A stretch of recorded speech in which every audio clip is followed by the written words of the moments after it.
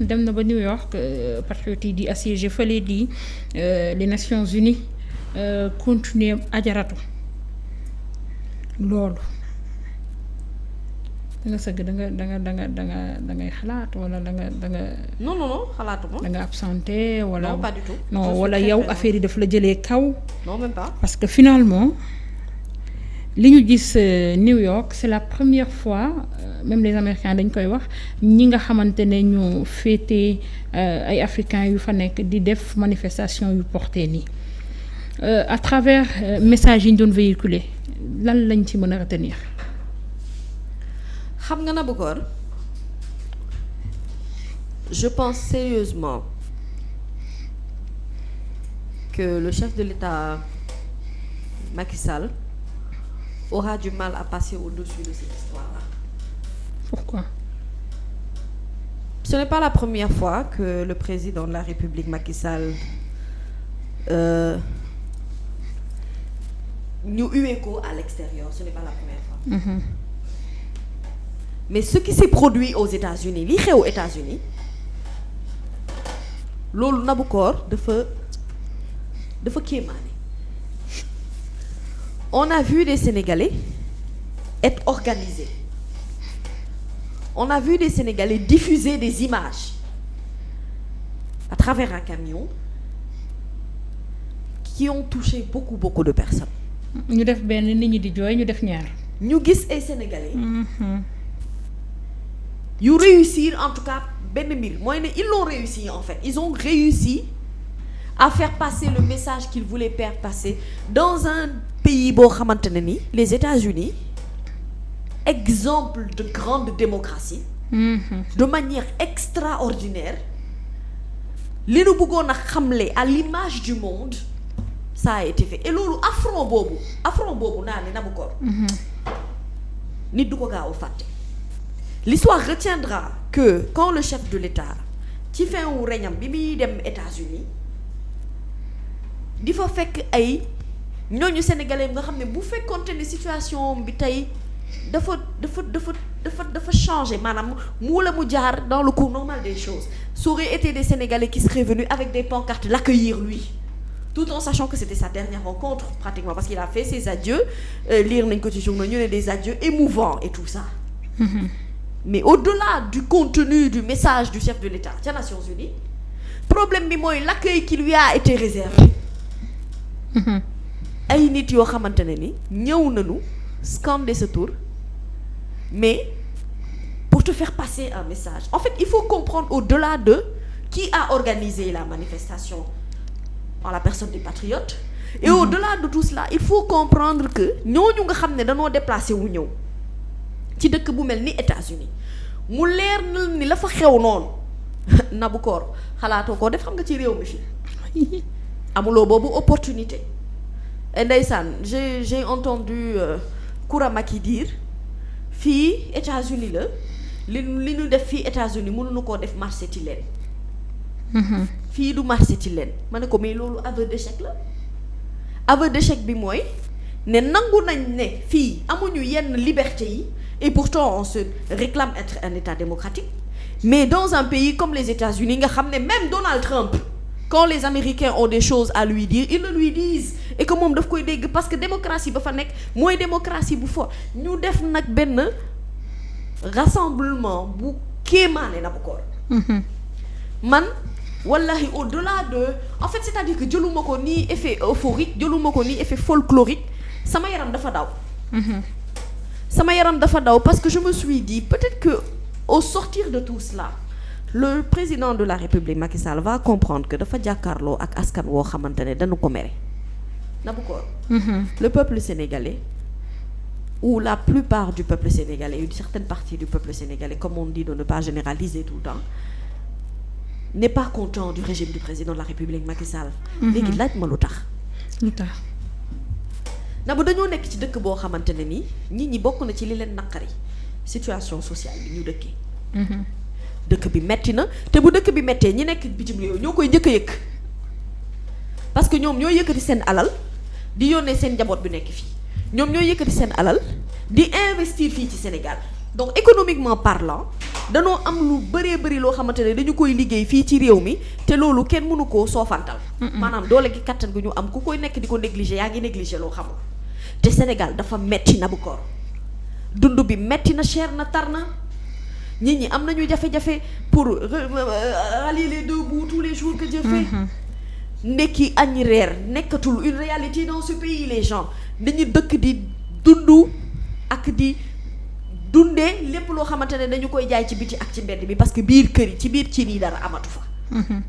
Nabucor nit ñi sonn nañu parce que suñu problème éducation il faut qu'on en parle même si nos enseignants ils sont assez courageux mais aujourd'hui dafa am lu bëri loo xamante ne ci système scolaire bi il suffit que ñu dugg ci rek pour ñu mën a comprendre ne y a des réalités yoo xam ne kenn mënu ko fee effacer. Nabucor nit ñi sonn nañu ci mbënd mi wax dëgg yàlla Nabucor dëkk bi ndaw ñi amuñu liggéey. ndaw ñi ñàkk nañu yaakaar ndaw ñi dem nañu ba espoir bu ndaw as tuut bi ñu amoon espoir boobu réer na leen perte nañu ko ba la plupart d'entre eux ñoom ñëpp ñu ci ëpp ci ñu bari kenn mënul wax ci lim lu ñu toll ci ay ndaw ñoo xamante ne dugg nañu ci gaal gi ñii dem nañu Espagne ñii jaar nañu Nicaragua.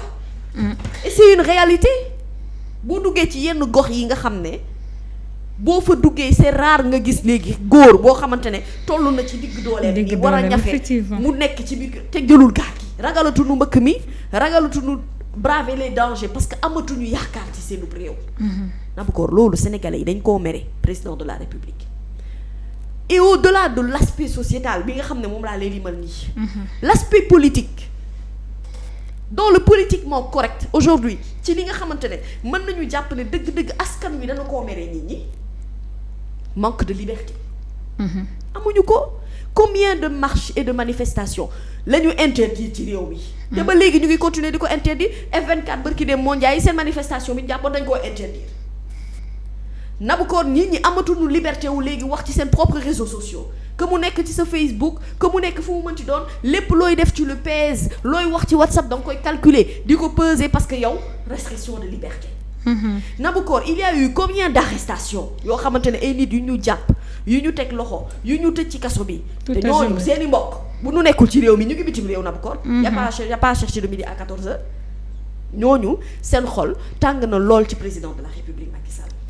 beneen bi ci topp mooy ñu bëri dañoo amoon ci moom yaakaar am na ñu ko voté 2012 am na ñu ko voté 2019 Nabou. am na ñoo xam ne 2012 rek la ñu ko voté lu ñu ko 2019 waaye ñi ko voté 2 fois ñooñu 2 fois la ñu am lu leen naqari. parce que yaakaar ba ñu amoon ci moom 2012 ñu renouveler ko ci 2019 yaakaaroon nañ ne mbir mi dina sotti. entre 2019 et 2021 il s'est passé beaucoup de choses beneen bi ci topp mooy maanaam ñu am yaakaar ci ay acteurs politiques. ou ci benn ci acteur politique boo xamante ne dëgg-dëgg yàlla moo ko def mu nekk phénomène moo juddu ñëw balaa moo màgg ay tànkam di dëgër. nit ñi bëgg ko def ko ci seeni biiri xol. wéer ci moom yaakaar ñu gis nag lu bari lu ñuy teg ci kaw ñu jàpp ne li nu ko teg diis na metti na te mooy seen yaakaar ndax mooy seen espoiru 2024 ci kooku la ñu bëgg porter seen choix de candidature.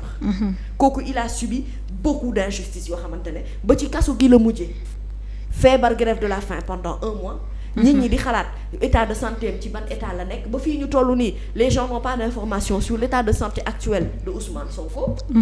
yow nga tëj ko nit ñi ne nemm ñu ne déet na waay nga dissoudre parti bi ñu ne déet na waay nga booleeg ñi mu àndal ñëpp tëj ci kaso bi ñu ne déet na waay nga sañ a avouer ne y a pas de détenu politique Nabou ñuy wax loolu paree guñu nit ñi fent ab way nga ne bu leen way léegi bu leen wayati.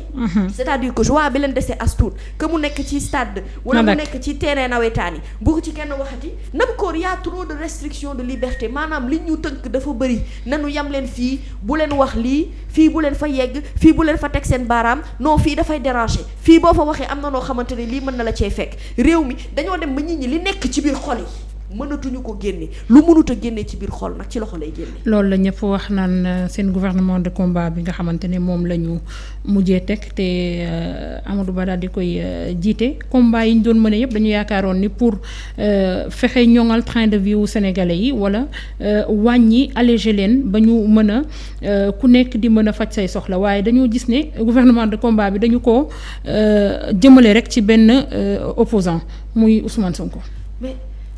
loolu laa lay wax ne la en fait c'est-à-dire que parfois booy wax billaay dañuy yaakaar ne far la wala féete mais il faut ñu comprendre ne tant que ñoom nanguwuñu ne sénégalais yi dañ leen a mere pour nag une somme de choses yoo xamante ne moom moo tax dëgg-dëgg askan wi mere leen ce qui veut dire que kon ñoom ils n'ont pas encore compris la chose. li xew États-Unis man damaa rus wallahi azim damaa am gàcce. Et je me suis mis un peu à sa place je me suis dit qu'est-ce qu'il doit ressentir te pourtant ñooñu fa toog ay sénégalais lañu. ci askanam lañu bokk ci njabootam lañu bokk. te ci ressenti boobu la ñu bëri posé wu la question pour xam ndax du ko yàqal à l'avenir parce que gis nañ ni bi mu jógee ci bopp CEDEAO li ñu doon wax mooy su noppee ci nguuru au Sénégal mu ngi dëtmal nag jëm à l'international comme nekk le secrétaire général de l'ONU est-ce que loolu mënu ko yàqal. moom moo nekkee secrétaire général de l'ONU sax te nit ñi bàyyi leen ci Sénégal ñu nekk ci jàmm amul problème après sa carrière après avoir. waaw mais lii est-ce que du ci impacté parce que aussi il faut que ñu xool nan nga yore woon sa dëkk. c'est que xam nga lan la li am ba des mooy. les gens vont retenir qu'il y a un leader qui s'appelle Ousmane Sonko qui a été barricadé chez lui à la cité Keur Gorgui. Il y a un chef de l'État libre de ses mouvements et de ses faits et de ses gestes qui est parti dans un État qui est l'un des États les plus démocratiques du monde entier. Et n'empêche que qui a été barricadé parce que tout simplement am na ay ndaw yu taxaw ci kanamu hôtelam. Ces images vont rester figées te loolu duñu ko fàtte des années et des années encore on va se souvenir de ce fait. man nag wax dëgg yàlla président de la République Macky Sall on peut croire ce qu'on veut tellement je ne suis pas contre lui que su ma sañoon dëgg-dëgg Nabou Cor il allait sortir par la grande porte. Et Nabou pour man il a encore la possibilité mu def ko. génnee par la grande porte xam nga lu tax. mais c'est simple Nabou Cor il suffit que ñu bàyyi ñi nga xamante ne jàpp nañu leen tëj leen ci kaso bi Nabou nañu bàyyi Ousmane Sonko nañu organiser ay élections yoo xamante ne c'est des élections inclusives présidentielles inclusives avec la participation de tous les candidats qui ont la volonté et le besoin de se présenter pour ce pays bàyyi askan wi tànn kii leen bëgg a jiite. bu boobaa il sortira par la grande porte ce n'est pas encore trop tard. mais loolu il faut mu comprendre ne nit ñi dañu ko mere en fait. mais est-ce que c'est pas trop tard bu ñu ko jàppee Nabou c'est que bu ñu ko jàppee sur un point de vue politique kese. kon moom comprendre wul. Nabou xam nga lu tax nit ñi wéer seen yaakaar ci Ousmane Sonko parce que dañoo jàpp ni li ñuy dund ci mettit ak li ñuy dund ci tartar kooku moo ko mën a régler ndax kooku moo leen indil solution à travers un livre à travers un projet et leur dit que man damay ñëw pour changer le système. Qu'un autre opposant ou qu'un autre politicien vienne faire des propositions yu mel noonu nga xool. Ils auront l'attention peut-être des Sénégalais parce que Sénégalais yi li ñu bëgg mooy changement la ñu bëgg par rapport ak li ñuy dund en fait dañoo woote rupture totale parce que li ñuy jot a dund boobu ba léegi dafa tar goo xam ne. te gis nga Nabou Cor bul ma jox ma lekk bul ma jox ma naan bul ma sax mettre dans certaines conditions mais may ma liberté may ma jàmm ma am possibilité wax. am possibilité dem ak dikk am possibilité jëf am possibilité jox sama xalaat ni mu dama ne la li nekk ci dënn yi bu ko nit ñi génnewul mu feeñ ci loxo yi laa wax il faut que les gens évacuent li nga xamante ne moom moo nekk ci seen i biir xol il faut ñu am opportunité boobu boo leen ko joxul ci biir réew mi fépp foo mënti dem di nga fa fekk ay doomi réew mi yoo xamante ne le message lii la mu lay neex di la naqari noonu nga ko war a comprendre et il n'est pas encore trop tard parce que pour man on peut encore vraiment ñu corriger waat li nga xam ne moom moo fi nekk nii yépp mooy li ko fi dese te élection yi war naa mën a neex ci biir réew mi Nabou Cor dëkk bi bu continuer nekk ci situation bi ñu nekk nii campagne dina fi jafe. looloo tax ñu bëri sax bi ñu gisee la xew Amérique dañu ne wax dëgg yàlla élection présidentielle yii di ñëw wala campagne électorale yi dina doy waar trop ajaratu dina jaxasoo parce que la xew États-Unis bu fekkee nit ñi dañ leen tënk wala tënk seeni droit ba li ñu war a mën a def yëpp wala li ñu bëgg a def yëpp defuñu ko bu ñu demee ci campagne électorale ba ñu mën leen bàyyi ñu mën a exprimer wu librement dina nekk lu doy waar. non mais xam nga Nabou ñu comprendre ñu sax teneuru action yu mel nii. xam nga ñu bëri dañu koo jàppee ay ruube. te sanaane c'est xoolal lii c'est extrêmement sérieux parce que lii message la bu nit war a comprendre war a mën a décortiquer. maintenant coow li mooy est-ce que moom comprendre na li nga xamante ne moom la ko Sénégalais yi bëggoon a wax ca États-Unis d'Amérique. parce que États-Unis képp koo xamante ne fu mu nekk nii yow. maanaam yëf yi da nga ko doon dégg de loin rek keroog manifestation bi ni mel ñoom dañoo réussir à ce que en termes de récupération d'information ñoom ils ont récupéré l'information, ils ont fait véhiculer li ñu bëggoon a jàllale et puis seen message nit ñi dégg nañu leen ba ci américains yi bu weesoo américains yi sa àdduna wërngal këpp nit ñi weesu nañu déglu nañu bu baax li sénégalais yi di wax. Donc il faut qu'ils comprennent que nit ñi dañu ko mere torop lañu ko mere torop par rapport à plein de choses yoo xamante ne moom moo xew ci réew mi et loolu mooy expression de liberté bi nga xamante ne ce sont ces Sénégalais qui ont réussi vraiment un travail magnifique aux États-Unis. Ce travail qui a été fait, il est magnifique parce que moi Naboucor je suis pour la démocratie. Moi je suis pour l'expression des libertés. C'est hyper important que nit ñi ñu am sañ-sañu wax la li ñu la bëgg a wax comme permettre loolu ko seen réew mais boo leen fekkee ñoom fa ñu nekk ñu wan la ko. en tout cas et xoolal manifestation bi ni mu demee da ngay gis ay manifestation am dañoo jaxasoo sa ak policiers yi te dara xewul. déedéet. lan mooy problème bi. lan moo gën a yomb nga mën a permettre nit ñi ñu wax li ñu bëgg a wax. nga déglu ko ni ñu ko war a déglu parce que xam nga njiit itam. nabu ko day moytoo nekk benn nopp. njiit day nangoo ubbeeku par rapport ak li nga xamante ne moom mooy askan wi nga jiite di ci déglu kenn ku ci nekk di ci avis ak opinion loolu moo lay accorder plus de crédit par rapport ak li nga xamante ne moom nga def et surtout moo lay permettre nga mën a teg ay actions yu pertinentes par rapport ak situation bi nga jàkkaar lool sauf que situation boobu ñoom dañoo bokk ci li ko créé. dañoo bokk ci li ko créé et ce qui fait que aujourd'hui malheureusement c'est dommage pour le constater que ce qui s'est passé aux États-Unis je pense qu'il aura du mal vraiment à passer au-dessus.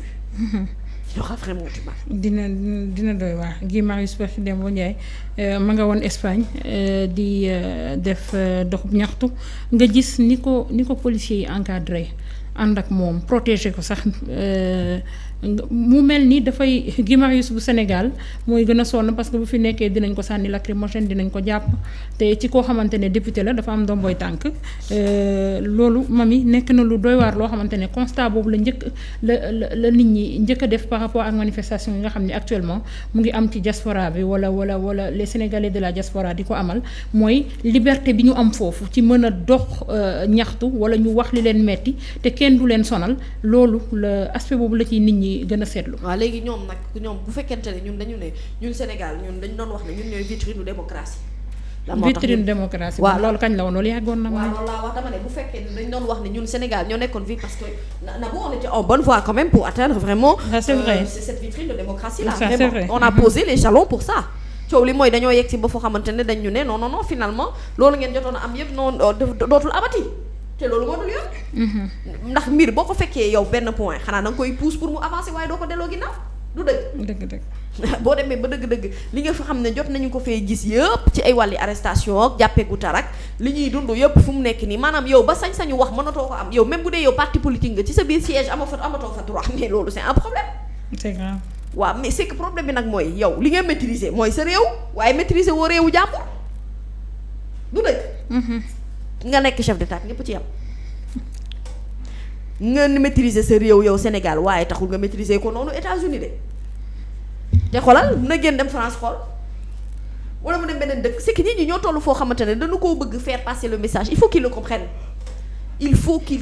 ce message-là il faut qu'ils le comprennent c'est important que le chef de l'État comprenne le message de son peuple parce que ña fa nekkoon ce ne sont pas des gens d'autres nationalités ce sont des Sénégalais yoo xamante ne foofu la ñu nekk États-Unis dafa daan seen doole te am na ñoo xamante ne jóge nañu ci yeneen contrées sax ñoo fekk ci ndaje bi du dëgg donc loolu moo lay wan ne ak li nga xam ne et puis lii yëpp moom laay lay wax ne c'était prévisible parce que avant lii yëpp di am États-Unis mais on a vu même en Europe ay série de manifestations yoo xamante ne am na fa ci ay mbooloo yu takku ci ay réew yu mel ni ay France yeneen ñu ni mel ñoo xam ne ay Belgique ay Canada ñu dajaloo pour xam ne dañoo bëgg wax faire comprendre le message aujourd'hui des Sénégalais de la diaspora qui ont réussi un pari en tout cas c'est celui de la liberté qui ont réussi à faire passer leur message qui plus est ñu faire comprendre le chef de l'État Macky Sall que doxalin bi nga nekkee di doxal ni ñun d'accord ñu ci on veut que ñu am ay élections yoo xamante ne dëgg-dëgg c'est des élections inclusives avec la participation de tous qu'on libère ñi nga xamante ne ñoom la ñu tëj ci kaso et qu'on décrispe la situation actuelle du pays